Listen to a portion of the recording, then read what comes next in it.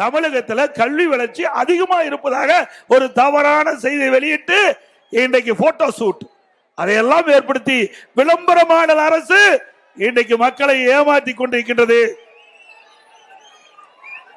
அது மட்டுமல்ல, இன்னைக்கு ஆரம்ப பள்ளியில பாத்தீங்கன்னா, அரசாங்க ஆரம்ப பள்ளியில பாத்தீங்கன்னா 5ஆம் வகுப்பு மாணவன் 3ஆம் வகுப்பு படிக்கின்ற அந்த பாடத்தை படிக்க முடியல.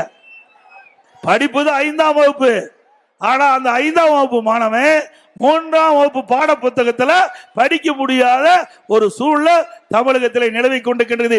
இப்படிப்பட்ட சூழ்நிலையில இன்றைய முதலமைச்சர் இன்றைக்கு ஒரு நாடகத்தை அரங்கேற்றி தமிழகத்திலே கல்வி வளர்ச்சி அபரிதமாக இருப்பதை ஒரு தோற்றத்தை உருவாக்குவதற்காக இன்றைக்கு ஒரு நிகழ்ச்சியை ஏற்பாடு பண்ணியிருக்கிறார்.